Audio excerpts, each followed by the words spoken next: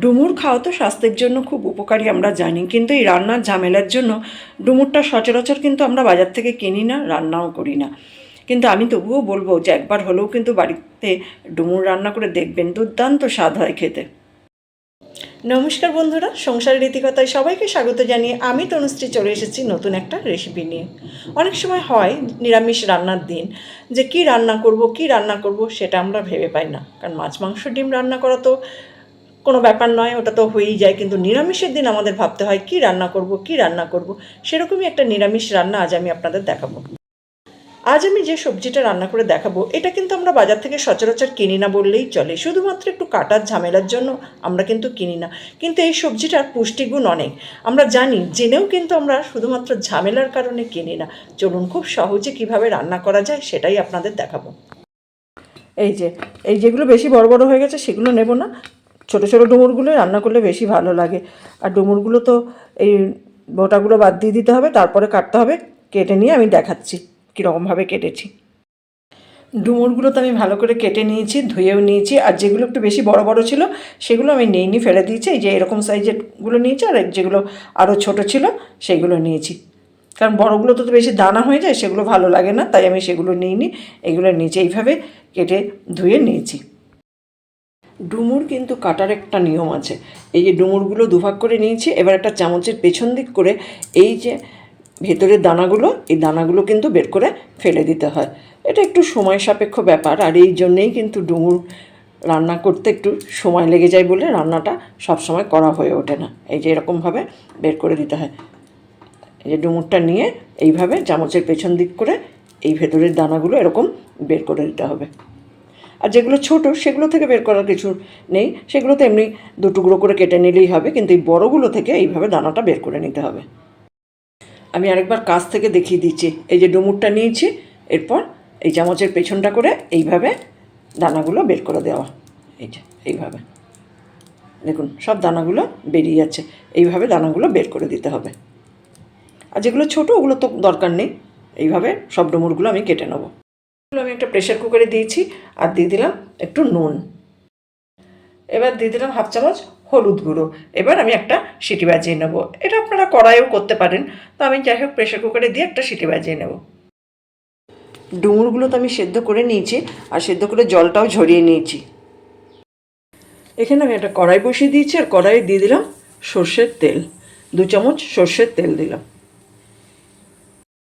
তেলটা গরম হয়ে গেছে, এবার ওই তেলের মধ্যে আমি দিয়ে দিচ্ছি টুকরো করে কেটে রাখা আলু। আমি 2টো মিডিয়াম সাইজের আলু টুকরো করে কেটেছি, দিয়ে দিলাম।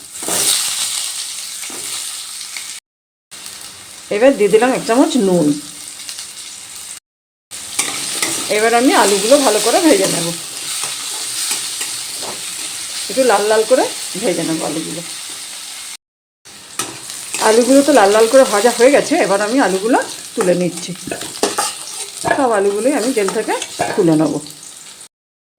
এবার আমি যে ডুমুরগুলো নুন হলুদ দিয়ে সেদ্ধ করে রেখেছিলাম, সব ডুমুরগুলো দিয়ে দিচ্ছি।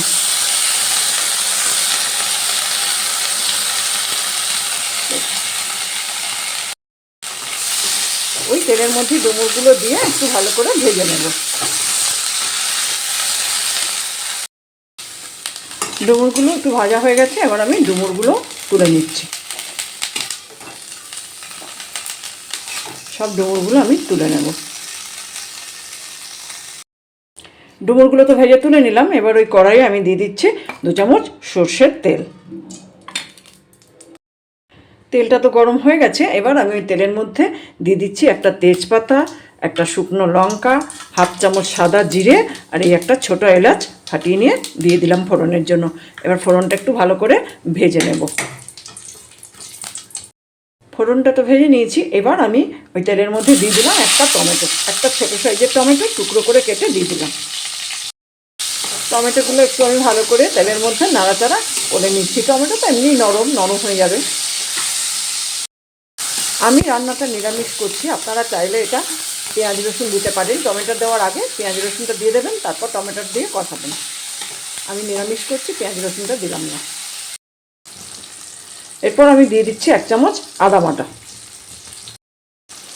এবার কিছু গুঁড়ো মশলা দেবো। দিয়ে দিলাম 1 চামচ লঙ্কা গুঁড়ো,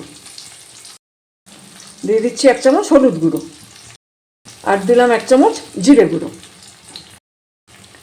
এবার আমি সব মশলাগুলো ভালো করে কষিয়ে নেব। কষানোটা একটু ভালো করে করতে হবে যাতে মশলার কাঁচা গন্ধটা না থাকে। এবার সামান্য একটু জল দেব।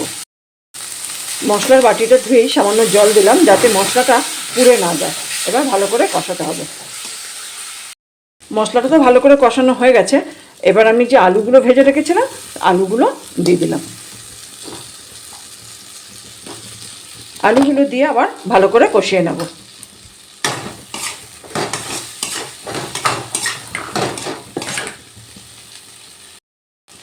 এবার যে ডুমুরগুলো ভেজে রাখলাম সেই ডুমুরগুলো দিয়ে দিলাম। সব কিছু দিয়ে আবারও ভালো করে কষিয়ে নেব।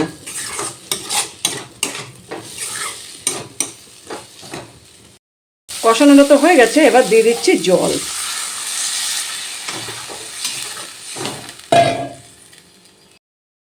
এবার আমি দিয়ে দিলাম স্বাদ অনুযায়ী নুন।